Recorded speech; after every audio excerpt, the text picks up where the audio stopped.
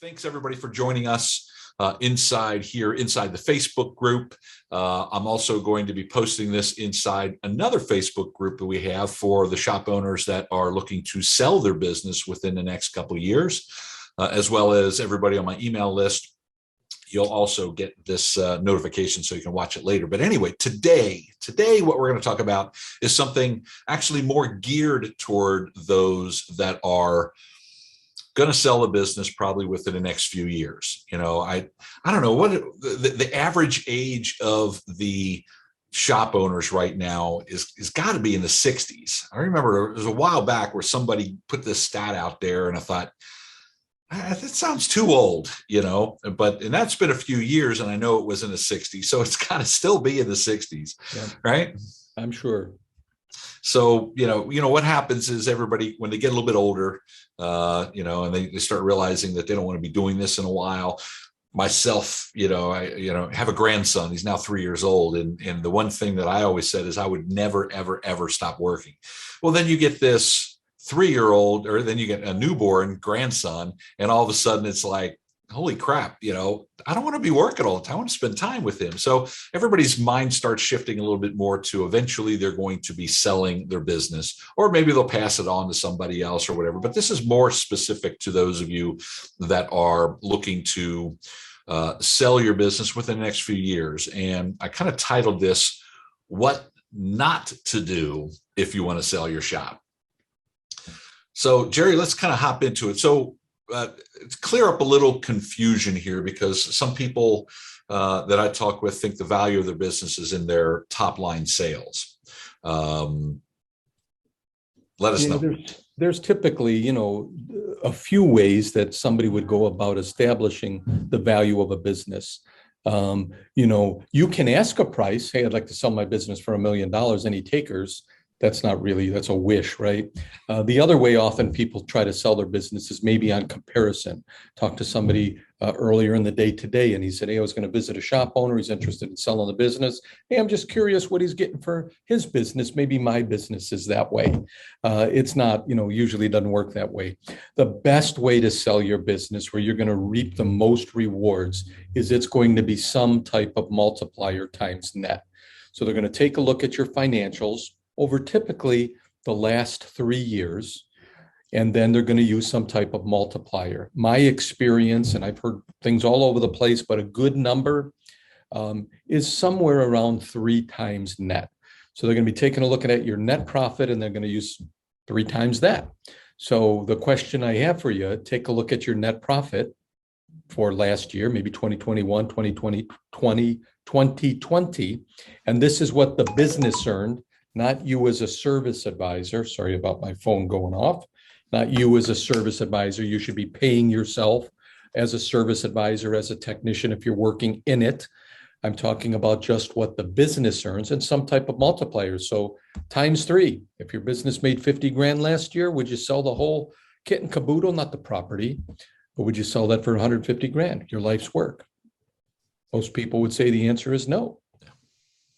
Unless they had to get the hell out of Dodge just to make that happen. So the things that we want to look at is, what we want to do is get the most for the business itself. So bottom line, rather than this isn't the purpose of this particular call, but you've got to do whatever you can to get that net up. Okay. A lot of people say, well, I got $1 million business, so my business got to be worth $2 or $3 million.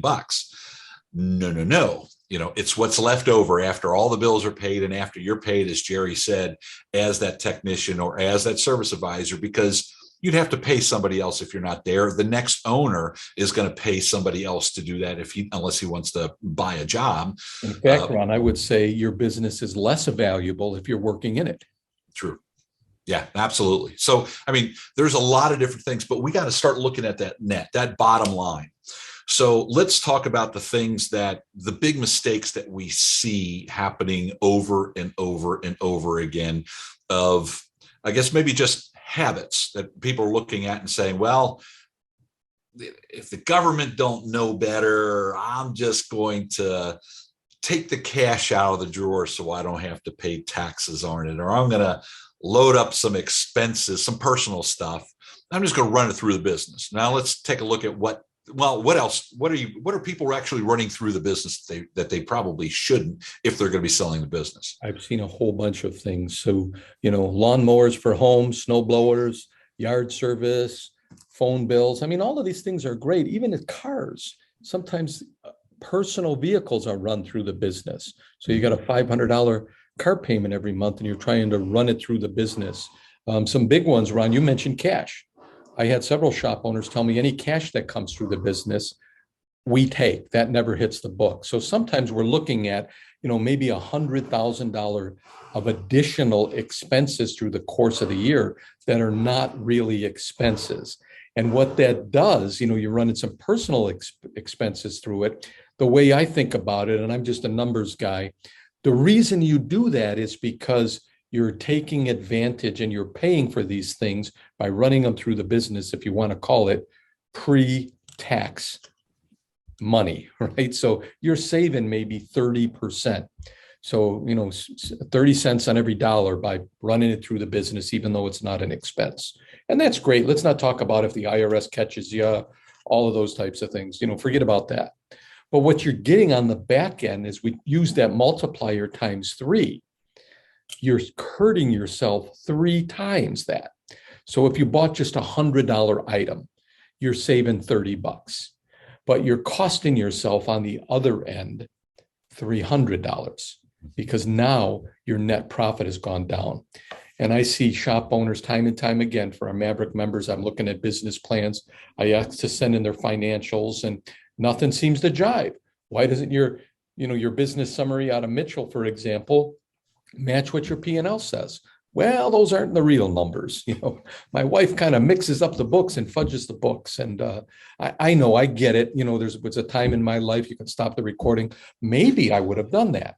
But now I'm a little bit wiser, especially when you're starting to think. Remember, I said they're going to look at least 3 years of 3 years of financials. So, you got to start now if you're thinking of selling that business 3 to 5 years down the road. Yeah. Now think of yourself also as the potential buyer of the business. And I come to you and I say, okay, so what you make last year, hands the books over to me and says, well, those aren't the real numbers. Now, I don't know about you, but that's not going to give me the warm and fuzzies about you. It's like, okay, so if you're lying here, how can I trust what you're saying is really happening in the business? I mean, where is the lie? Where is the truth? Somewhere in between. What we're really getting to is, look, I don't care what you do, load everything through the business, do whatever you want, but understand there's a price to pay in the end of what's going on. And this is a lot more specific to the people that are looking to sell their business within the next few years. You've got to change it. You have to start looking at with the mindset of what am I getting at the end versus what am I saving now? $30 saved right now is going to cost you $300 more. How many $100 charges are you going to run through the business over all those years? That's going to, it's going to really hurt you in the bottom line. So, and we hear this all the time, and we're not passing judgment whatsoever. I mean, that's the advantage we have as business owners, right? Sure. Because we can do some of those things. Not me, of course. No, IRS is watching, so I'm doing everything absolutely perfect. But I'm talking about you, not Jerry. You, we've got to make sure that you get as legitimate as possible the closer you get to selling the business, because those multipliers really come into play at the very end. So take a look at what you're doing. Take a look at the cash you're pulling out. Take a look at the cell phone bills and the car payments and the insurance. And I never heard the lawnmowers and snow blowers and things like that, but I guess you could legitimately say that was for cutting that little strip of grass you have alongside of the shop, that you needed that, the $2,000 lawnmower in order to do that. I imagine you could probably get away with some of those things, but in the end, it's ultimately going to be hurting you. Just because you could doesn't mean you should. And I guess I love Stephen Covey, begin with the end in mind. Begin with the end in mind, and whether you know it now or, maybe you know it in 10 years, but eventually you're going to be selling your business. And that's really should be the end game, at some point in almost every business owner's life, to sell their business for maximum value. And you got to start thinking about that well in advance. Absolutely. So, and wrap up, guys, if you got any questions, please reach out to us. Just put a message down at the bottom, reach out to us through a Facebook message. If you're on our email list, email any questions in. We're happy to handle those. What Gerry and I try to do is on these Wednesday hump day chats, we're trying to get a little bit more regular on getting these things out. I say that every time, and then we skip another week. Sorry about that, guys. But we try to give you some really good information and be able to help you. We also have another group that's called the War Room, where Gerry and I are with our members every single week for an hour. We do a little bit of training. We do a lot of answering questions and everything on there. So if that's what you're looking for, more contact with somebody on a weekly basis to ask whatever question is ailing you, we're there to answer those for you. And then ultimately, we have the Maverick Shop Owners, which is our phenomenal shop coaching program that we work with shop owners. So whichever is the speed, you're welcome to go free, low cost, or high value. Either way, just reach out, let us know. Gerry, any final words? Oh, I think that about covered it. Now let's go enjoy the sunshine. Absolutely. Take care, everybody. Thanks for watching. Bye-bye. Take care.